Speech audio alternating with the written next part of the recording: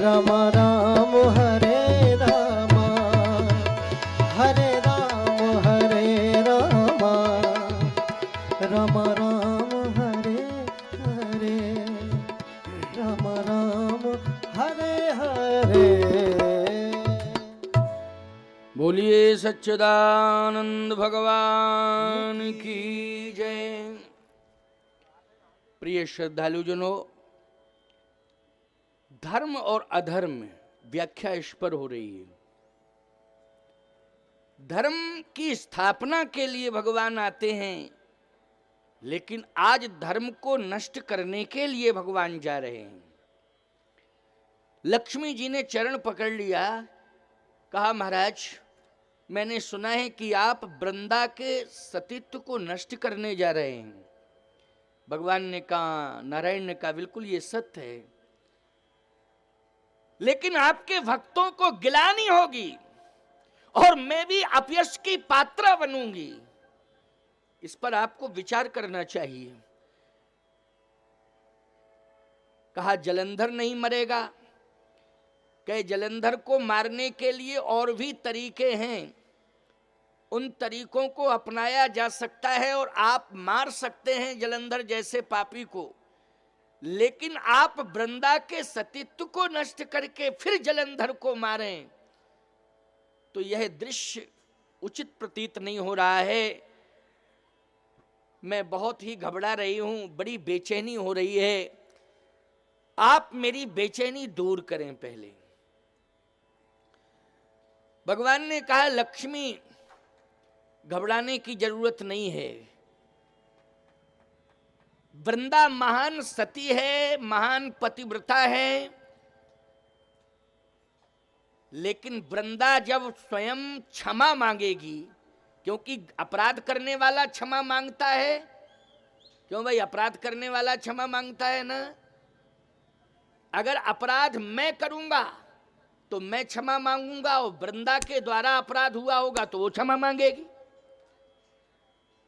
लेकिन जो क्षमा मांगेगा अपराधी वो माना जाएगा। जो क्षमा मांगेगा वो अपराधी माना जाएगा, और जो क्षमा नहीं मानेगा अथवा जो क्षमा करेगा वो निरपराधी होगा। निरपराधी क्षमा करता है, अपराधी क्षमा मांगता है। तो ये डिसीजन तो जब होगा तब समझ लेना कि अपराधी कौन है। मैं अपराध करने जा रहा हूं या वृंदा के द्वारा अपराध हो रहा है, ये सारी दुनिया देखेगी। लक्ष्मी घबराने की जरूरत नहीं है। तुम मेरे मर्म को नहीं समझ सकती हो लक्ष्मी, भले ही मेरी पत्नी हो, धर्म पत्नी हो, लेकिन मेरे मर्म को तुम समझ नहीं सकती हो। मेरे मर्म को कोई नहीं समझ सकता। अच्छा, भगवान के मर्म को कौन समझ सकता, जरा बताओ। गोस्वामी जी कहते हैं जग पे खन, अरे तुम देखन हारे,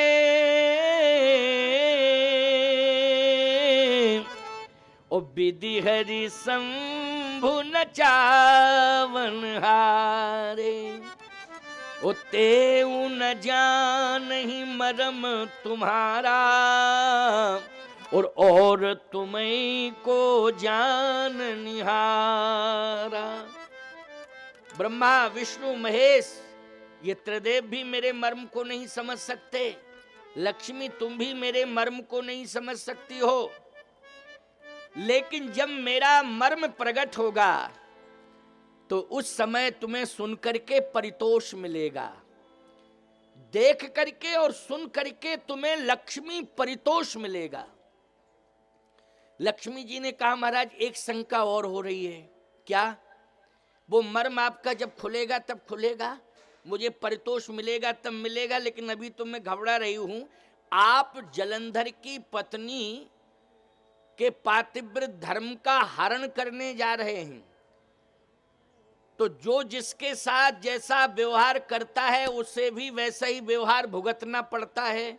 तो कहीं ऐसा न हो कि आप जलंधर की पत्नी के पातिव्रत धर्म का हरण करने जा रहे हैं, कहीं आपकी पत्नी का ही हरण ना हो जाए। भगवान ने कहा, नारायण ने, ये भी मैं समझ रहा हूं, ये भी मैं समझ रहा हूं। और सुन ले लक्ष्मी, मैं आज वृंदा के पति जलंधर को नष्ट करने जा रहा हूं, उसके अस्तित्व को नष्ट करने जा रहा हूं, लेकिन वृंदा के पातिव्रत धर्म का हरण करने जा रहा हूं। वो वही जलंधर मरने के बाद रावण बनेगा और तुम सीता बनोगी, तो वही जलंधर तुम्हारा हरण करेगा, ये भी मैं जानता हूं। और बोलो यही हुआ कि नहीं हुआ? जलंधर मरने के बाद क्या बना? रावण बना। भगवान विष्णु को श्री राम बनना पड़ा, लक्ष्मी जी को सीता का रूप धारण करना पड़ा, और बोलो वही जलंधर रावण बन करके सीता का हरण करता है कि नहीं? और कहां करता है? महाराष्ट्र में, मुंबई के पास नासिक। क्यों भाई, मुंबई के पास ही तो नासिक है। यहां से कितना है? 200 किलोमीटर होगी। हमारा अंदाज सही है ना? हाँ, जलंधर ने ही हरण किया रावण बन करके। लेकिन तुम्हारे हरण में और वृंदा के पातिव्रत धर्म के हरण में जमीन आसमान का अंतर होगा। क्या अंतर होगा? क्या अंतर होगा? कहा मैं वृंदा के पातिव्रत धर्म का हरण करूंगा तो वृंदा सदा सदा के लिए मुझे स्वीकार करेगी। कहा दबाव पूर्वक, कहा नहीं, परमात्मा दबाव नहीं बनाता है किसी के ऊपर, ना प्रभाव दिखाता है। वृंदा मेरे स्वभाव से प्रभावित हो जाएगी। किससे प्रभावित होगी? मेरे स्वभाव से। और मेरे स्वभाव में सरलता और सहजता है, और मेरे चरित्र में पवित्रता है। कहीं किसी भी प्रकार का टिप्पणी करने का कोई गुंजाइश ही नहीं होगा। लेकिन तुम ध्यान से देखना और धीरज रखना, इसमें बहुत बड़ा रहस्य निकलेगा। लक्ष्मी जी बोली तो ठीक है महाराज, अब आप मान नहीं रहे हैं, जा रहे हैं, तो मैं भी दर्शन करूंगी, देखूंगी, उस दृश्य का अवलोकन करूंगी। और जैसे ही भगवान पहुंचते हैं नारायण, तो वृंदा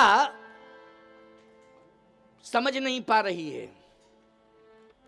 ये राम जन्म के हेतु की एक कथा है जिसे मैं सुना रहा हूं। वृंदा नहीं समझ पा रही है। भगवान ने जैसे ही वृंदा के सतीत्व को नष्ट किया, उसी समय वृंदा समझ गई। और जैसे समझी तो उसने आंखें लाल की और भगवान के ऊपर एकदम क्रोध में बरस पड़ी और कहती है कि मेरे साथ धोखा हुआ, लेकिन मैं आज इस बात की घोषणा कर रही हूं कि तुम भगवान नहीं हो। सारी दुनिया भ्रमित है, तुम्हें भगवान मान रही है, लेकिन आज मैं दुनिया वालों को बता देना चाहती हूं कि ये भगवान नहीं है। अगर भगवान होता तो मेरे धर्म की रक्षा करता, लेकिन ये कैसा भगवान है जिसने मेरे धर्म को नष्ट कर दिया? क्या भगवान धर्म को नष्ट करता है? उत्तर दो। भगवान ने कहा पहले तो तुम अपनी बात कह लो पूरी, बाद में मैं कहूंगा, कसर न रह जाए। जो भी तुम्हारे मन में अरमान हो, उन समग्र अरमानों को तुम प्रकट कर दो, बाद में कहने की कोई गुंजाइश न रह जाए, उत्तर में दूंगा। वृंदा ने कहा कि अगर आप भगवान हैं तो आपने धर्म को नष्ट क्यों किया? भगवान तो धर्म की रक्षा करता है। भगवान ने कहा पहली बात तो यह है कि भगवान, दुनिया मुझे मानती है, मैं अपने को भगवान नहीं मानता हूं। दुनिया मुझे भगवान मानती है, लेकिन ये सत्य है वृंदा कि मैंने तेरे पातिव्रत धर्म को नष्ट किया है।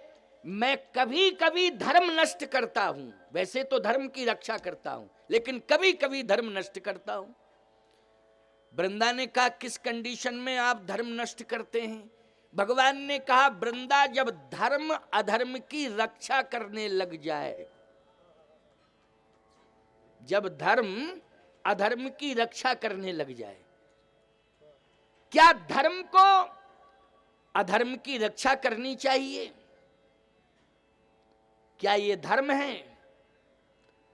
वृंदा ने कहा लेकिन वो मेरा पति है, वो मेरा पति है। भगवान ने कहा वृंदा, इस बात को मैं जानता हूं, सारी दुनिया जानती है कि जलंधर तेरा पति है, लेकिन तेरा पति धर्म करता है कि अधर्म करता है? कहा वो तो अधर्म करता है। तो तेरा पातिव्र धर्म अधर्म को रोकने में सहयोग क्यों नहीं करता है? अथवा तेरा पातिव्र धर्म उस अधर्म को नष्ट करने में अपना प्रभाव क्यों नहीं दिखाता है? तेरा पति अधर्म है, वो धर्म को नष्ट कर रहा है, लेकिन तेरा पातिव्र धर्म अधर्म को प्रोत्साहित कर रहा है। तो अधर्म को प्रोत्साहित यदि कोई करता है तो परमात्मा उसको अपनी निगाहों में ले लेता है, और केवल निगाहों में ही नहीं लेता है, परमात्मा बैकुंठ छोड़ करके उस स्थल पर पहुंच जाता है जहां अधर्म करने वाला व्यक्ति अपने प्रभाव को और अपने अस्तित्व, अपने प्रभाव का दुरुपयोग करता है। परमात्मा वहां पहुंच करके उसके प्रभाव को नष्ट करता है, और नष्ट ही नहीं करता है बल्कि उसके जितने भी सहयोगी होते हैं उन समग्र सहयोगियों को परिवार सहित नष्ट कर देता है, जो अधर्म करता है और जो अधर्म को सहयोग देता है। मैं समूल नष्ट कर देता हूं। वृंदा, तेरा पातिव्र धर्म अधर्म की रक्षा करने में लगा हुआ है। महाभारत में भी यही हुआ था। भीष्म पितामह, कृपाचार्य और द्रोणाचार्य, बोलो ये तीनों महारथी किसके साथ जुड़े हुए थे? बोलो दुर्योधन के साथ जुड़े थे। बोलो जुड़े थे कि नहीं? और साथ भी दे रहे थे दुर्योधन का। दुर्योधन क्या है? बोलो धर्म है कि अधर्म है? दुर्योधन अधर्म है। और आप सब जानते हैं कि पांडवों में तो धर्मराज युधिष्ठिर साक्षात ही धर्म है। बोलो हैं धर्म कि नहीं? लेकिन पांचों पांडव अलग हैं, और कौरवों के साथ ये तीनों महारथी जुड़ गए, जिसमें भीष्म पितामह की भूमिका, कृपाचार्य की भूमिका और द्रोणाचार्य की भूमिका। बोलो भगवान किसके साथ रहे? पांडवों के साथ। और पांडवों के साथ जब भगवान हैं तो सारथी अर्जुन के बने, और भगवान ने अर्जुन से ही कहा कि मैं आदेश दे रहा हूं कि तुम युद्ध करो। अर्जुन ने कहा युद्ध किससे करूं? कहा जो सामने है उससे। कहा सामने तो भीष्म पितामह हैं, सामने तो कृपाचार्य हैं, सामने तो द्रोणाचार्य हैं। हे केशव, मेरी समझ में नहीं आ रहा है, ये तीनों धर्म मेरे सामने खड़े हुए हैं, मैं अधर्म को नष्ट करूं कि धर्म को? और आप कहते हैं नष्ट करो नष्ट करो, मार दो मार दो। ये तो बहुत बड़ा अधर्म हो जाएगा, बहुत बड़ा अधर्म हो जाएगा। मैं अधर्म को नष्ट करूंगा कि धर्म को नष्ट करूंगा? धर्म को नष्ट करना अधर्म होता है। मैं अपने हाथ से अधर्म नहीं करूंगा, क्योंकि ये बहुत बड़ा अधर्म होगा मुझसे। भगवान ने कहा एक बात बताओ, तेरी दृष्टि में अधर्म कौन है? अगर ये तीनों धर्म हैं, कुलगुरु कृपाचार्य, द्रोणाचार्य, भीष्म पितामह, अगर ये तीनों धर्म हैं तो तेरी दृष्टि में अधर्म कौन है ये बता।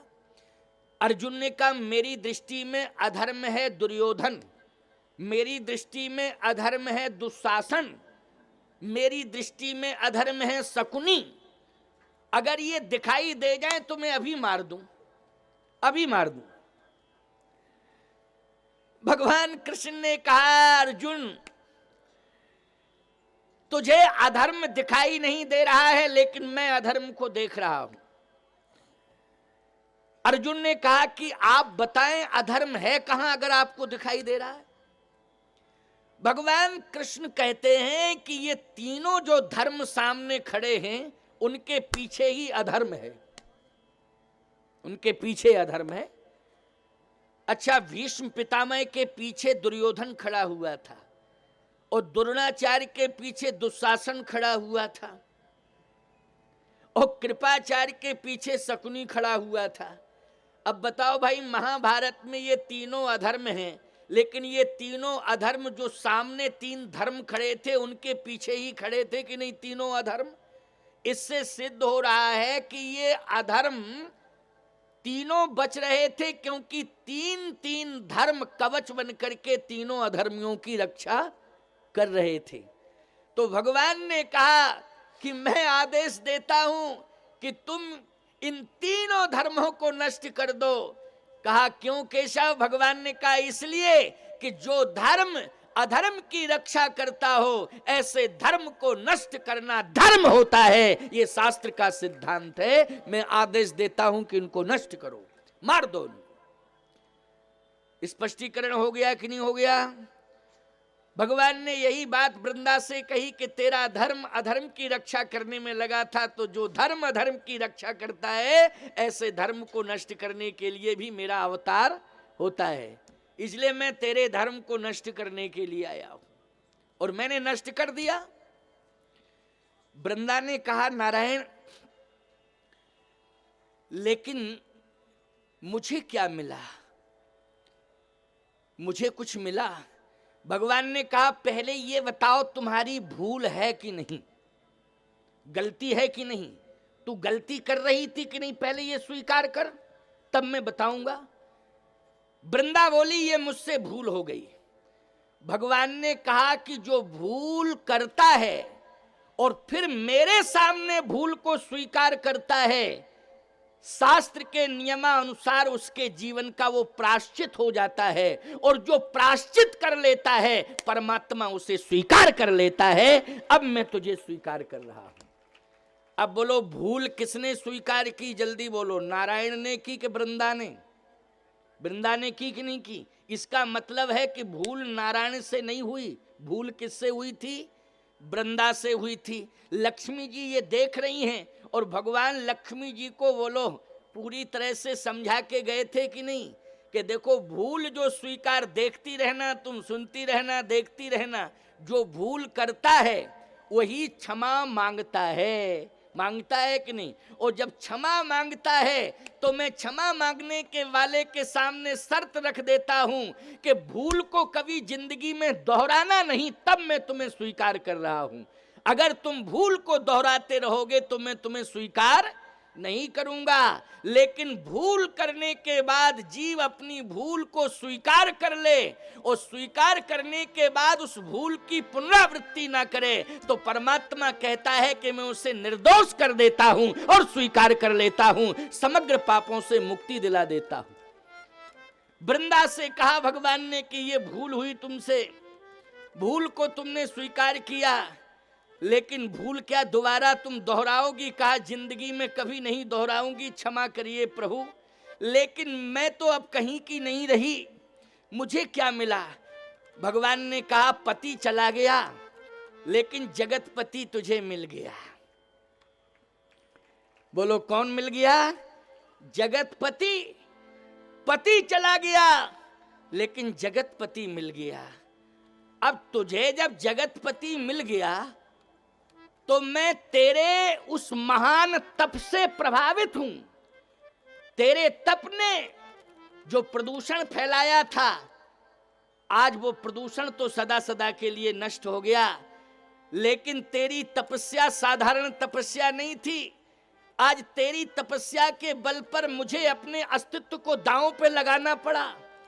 लेकिन वृंदा, तूने मेरे अस्तित्व को इसलिए सुरक्षित कर दिया क्योंकि तूने अपनी भूल को स्वीकार कर लिया है, इसलिए मेरा अस्तित्व आज सुरक्षित हो गया है। तो मैं भी वचन दे रहा हूं कि अब तुम अगले जन्म में तुलसी बनोगी।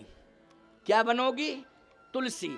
अच्छा, वृंदा ने भगवान को श्राप भी दे दिया था। बोलो दिया था कि नहीं?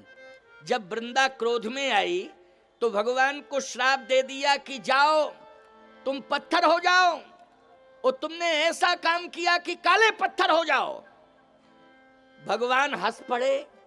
वृंदा बोली श्राप जिसको मिलता है वो रोता है कि हंसता है? रोता है कि हंसता है? भगवान ने कहा मैं इसलिए हंस रहा हूं कि तेरा श्राप मेरे लिए वरदान बन गया। कहा क्यों? कहा तूने कह दिया पत्थर हो जाओ और काले पत्थर हो जाओ। तो दुनिया ये समझ रही थी कि देखो ये पनिशमेंट मिल गया, ये परिणाम भुगतने को मिला कि सारी प्रतिष्ठा चली गई और पत्थर हो गए, और पत्थर में भी काले पत्थर हो गए और प्रतिष्ठा भी चली गई। भगवान बोले मुझे प्रसन्नता इस बात की हो रही है कि तेरा श्राप मेरे लिए बड़ा हितकारी हो गया। कहा क्यों? बोले भक्तों के द्वारा भी मैं प्रकट होता हूं। प्रकट में संतों की तपस्या से ही प्रकट नहीं होता हूं, भक्तों की तपस्या से भी प्रकट होता हूं और पतिव्रताओं की तपस्या से भी मैं प्रकट होता हूं। पातिव्रत धर्म के बल पर भी मैं प्रकट हो जाता हूं। तूने एक नया अवतार कर दिया। कहा कैसे? बोले और जितने अवतार हुए हैं उन अवतारों में से ये बड़ा ही विचित्र और भिन्न अवतार होगा और बड़ा श्रेष्ठ अवतार होगा। कहा कैसे? बोले जितने भी अवतार हैं उन अवतारों में आगे चल करके जो भी भक्त मठ मंदिर में स्थापना करेंगे उनमें प्राण प्रतिष्ठा करानी पड़ेगी, लेकिन तेरे श्राप ने मुझे सालिग्राम के रूप में प्रकट कर दिया। बोलिए सालिग्राम भगवान की। और संपूर्ण अवतारों में प्रतिष्ठा करानी पड़ेगी, लेकिन सालिग्राम भगवान की स्वतः ही प्रतिष्ठा हो जाएगी, प्रतिष्ठा कराने की कोई जरूरत नहीं पड़ेगी। तो बोलो भैया, लोग कहते हैं प्रतिष्ठा चली गई, यहां तो बिना ही प्रतिष्ठा के प्रतिष्ठा आ गई। बोलो आ गई कि नहीं? सालिग्राम भगवान की ऐसी प्रतिष्ठा है कि बड़े बड़े मंदिर बनाओ, बड़ी बड़ी मूर्तियां रखो, लेकिन पूजन तो सालिग्राम भगवान का ही होता है मूल रूप से। बोलो होता है कि नहीं? अवसेक होता है सालिग्राम भगवान का होता है, विशेष पूजन होता है सालिग्राम भगवान का होता है, और चरणोदक प्रसाद के रूप में मिलता है तो सालिग्राम भगवान का मिलता है। बोलो मिलता है कि नहीं मिलता? लेकिन एक बात मैं कह रहा हूं, मैं सालिग्राम बनूंगा, एक मेरा नया अवतार होगा, लेकिन तू तुलसी बनेगी। क्या बनेगी? तुलसी। और सुन ले वृंदा, तुलसी का एक विशेष नाम होगा हरिप्रिया। क्या नाम होगा? हरिप्रिया। और याद रखना, तुलसी का मैं वर्ण करूंगा, हरिप्रिया का मैं वर्ण करूंगा, और ऐसा वर्ण करूंगा, ऐसा वर्ण करूंगा सालिग्राम बन करके तुलसी का। वृंदा तू चिंता मत करना कि एक बार राम सीता के बिना रह सकता है, नारायण लक्ष्मी के बिना रह सकता है, कृष्ण राधा के बिना रह सकता है, लेकिन सालिग्राम तुलसी के बिना नहीं रह सकता है। कोई भी भगवान बिना तुलसी के नहीं रह सकता। बोलो रह सकता है क्या? ना तो कृष्ण रह सकते बिना तुलसी के, राधा के बिना रह लेंगे लेकिन तुलसी के बिना नहीं। राम जी सीता के बिना रह लेंगे, तुलसी के बिना नहीं। बोलो नारायण लक्ष्मी के बिना रह लेंगे लेकिन तुलसी के बिना नहीं। इसका मतलब है कि तुलसी 56 प्रकार के व्यंजन आप भगवान के सामने रख दीजिए, लेकिन अगर तुलसी दल नहीं डालोगे तो एक को व्यंजन स्वीकार नहीं करेंगे भगवान। बोलो करेंगे क्या बिना तुलसी के? त्रिभुवन की संपत्ति, ऐसी शास्त्र की मान्यता है कि त्रिभुवन की संपत्ति भगवान के सामने आप रख दीजिए, लेकिन तुलसी दल नहीं छोड़ोगे तो भगवान स्वीकार ही नहीं कर सकते हैं। बिना तुलसी के किसी को स्वीकार नहीं करते, ना किसी वस्तु को और ना किसी जीव को। आप कहोगे स्वामी जी जैसे जीव को भी स्वीकार नहीं कर सकते बिना तुलसी के, इसलिए परंपरा है कि गले में तुलसी की माला होनी चाहिए। समझ रहे हो ना? गले में तुलसी की माला होनी चाहिए। बिना तुलसी के भगवान स्वीकार नहीं करते हैं। हमारे सनातन धर्म की परंपरा में, आद्य रामानंदाचार्य की परंपरा में तुलसी प्रधान है। आप देख रहे हैं हमारे गले में तुलसी की माला पड़ी है। बोलो पड़ी है कि नहीं पड़ी है? इसका मतलब क्या है? भगवान हमारी माला से ही प्रभावित हैं, क्योंकि तुलसी की माला, सोने की माला, हम 2-4 किलो सोने की माला पहन लें, सावधान, भगवान प्रभावित नहीं हो सकते हैं। लेकिन अगर हमने गले में जरा सी ही तुलसी का, एक मणिका ही तुलसी का डाल लिया, तो भगवान स्वयं हमारे को स्वीकार कर लेते हैं और नारायण सदा सदा के लिए स्वीकार कर लेते हैं। एक तुलसी की बड़ी महिमा है। आज भगवान तुलसी को स्वीकार कर रहे हैं, सदा सदा के लिए स्वीकार कर रहे हैं। इसलिए आप सब तुलसी की पूजा विशेष रूप से किया करो। बिना तुलसी के भगवान के सामने कोई वस्तु मत ले जाया करो, तुलसी दल जरूर डाल लिया करो। कोई भी व्यंजन का भोग लगाओ, उसमें तुलसी दल जरूर छोड़ लो। अच्छा, तुलसी दल जिसमें पड़ता है वो वस्तु पवित्र ही होती है। बोलो, होती है कि नहीं? क्योंकि तुलसी दल डालने के पहले आपको विचार करना पड़ता है कि इसमें तुलसी दल डाला जा सकता है या नहीं।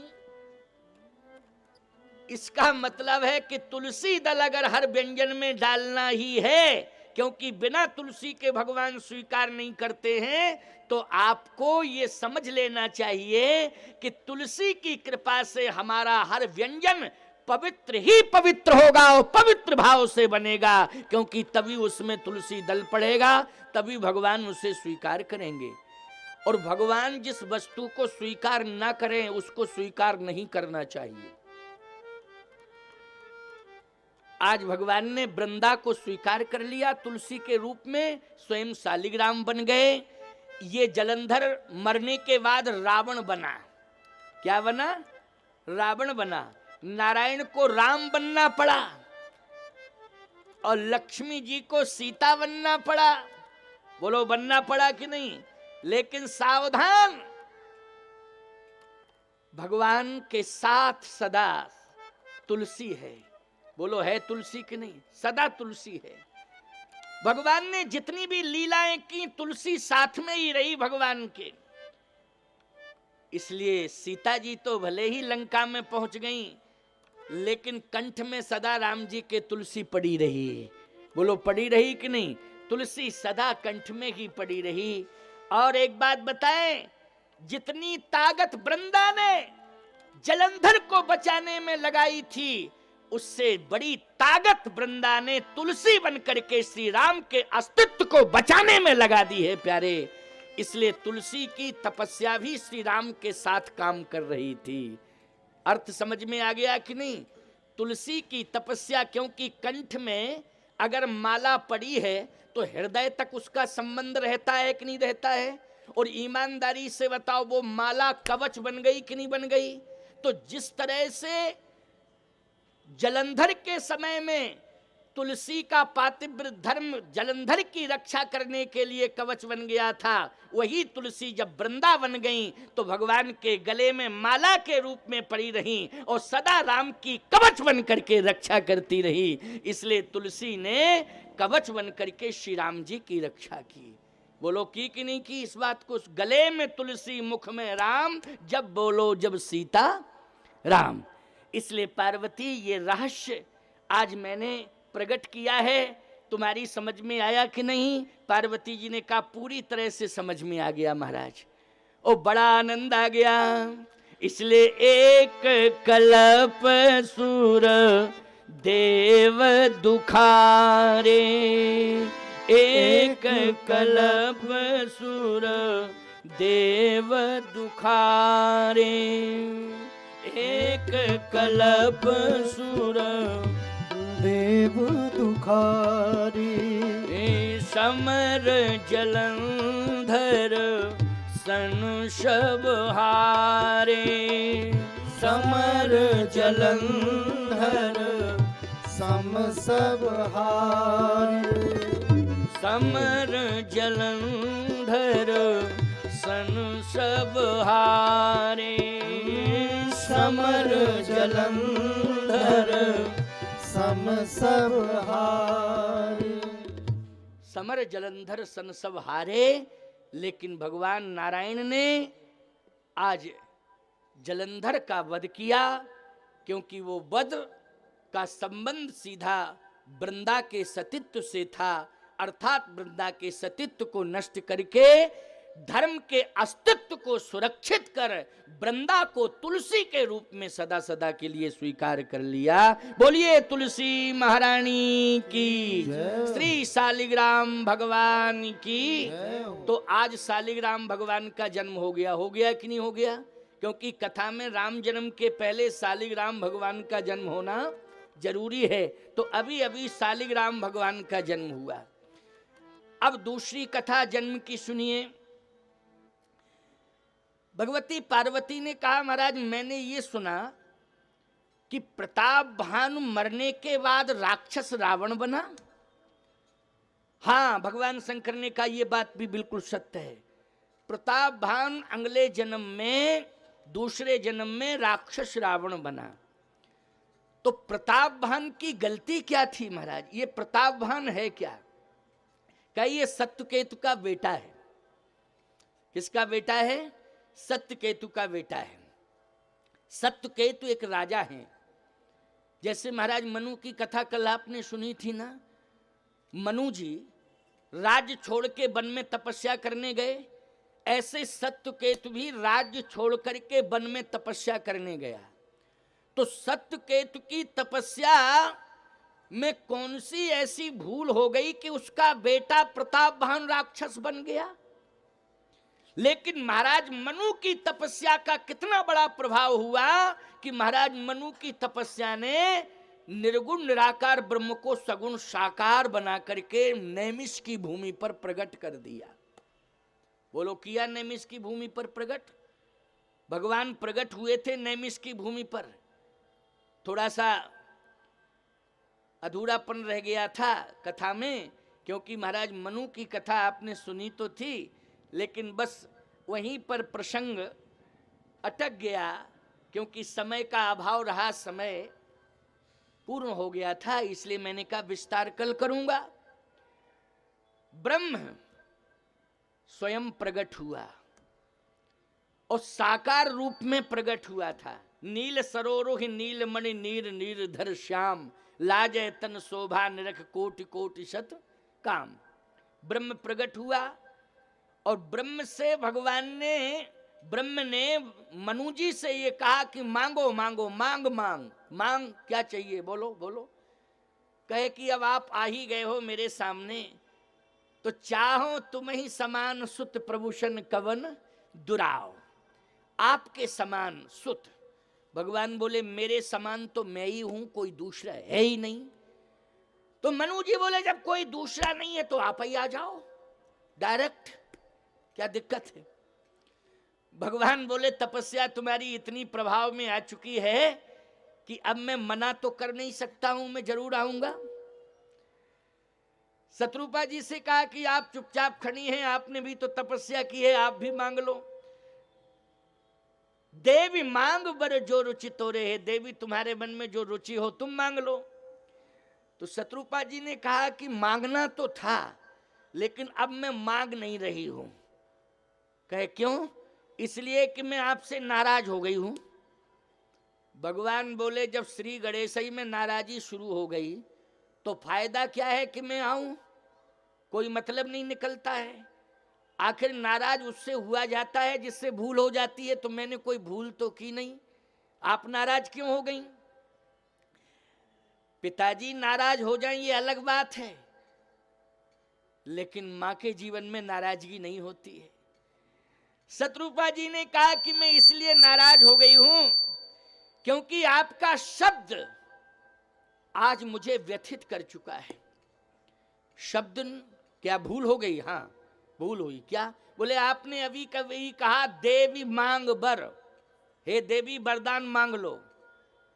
तो मैं आपसे ही पूछना चाहती हूं कि जब आप मेरे पति को पिता स्वीकार कर रहे हैं और मेरे पति को पिता कह के संबोधित कर रहे हैं, तो आप मुझे देवी कह के क्यों संबोधित कर रहे हो?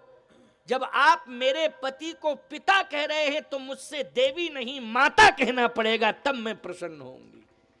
इसलिए देवी नहीं माता कहो तब मैं प्रसन्न होऊंगा, तब मेरी प्रसन्नता वापस होगी। भगवान ने कहा ये तो मुझसे भूल हो गई, अब मैं माता ही कहूंगा। तो भगवान ने माता का मातु विवेक अलौकिक तोरे, कबहू न मिटहि अनुग्रह मोरे। मातु विवेक अलौकिक तोरे, माता कहा। अब विचार करना, वह निर्गुण ब्रह्म सगुण बन के माता कह रहा शत्रुपा से, वो पिता कह रहा महाराज मनु से। इसका मतलब है कि दोनों की तपस्या सफल हो गई। माताओं, बहन, बेटियों, भाई हो, गृहस्थ जीवन में आपकी तपस्या कैसे सफल हो सकती है? एक ही सूत्र है कलिकाल में, ना आप नेमिष जा सकते हो, आपका घर ही नेमिष बन जाएगा। ठीक है ना? आप नेमिष नहीं जा सकते हो, आपका घर ही नेमिष बन जाएगा। आप गोमती में स्नान नहीं कर सकते हो, लेकिन आपकी पवित्र विचारधारा ही घर में गोमती बन के प्रकट हो जाएगी, जिसमें आप नित्य स्नान करेंगे। बोलो, पवित्र विचारधारा यदि आपकी है तो गोमती का स्वरूप धारण कर लेगी कि नहीं? इसलिए आपकी घर परिवार में ही पवित्र विचारधारा गोमती है, और आपके पवित्र विचार ही नैमिष तीर्थ हैं। अब भगवान कैसे आएंगे?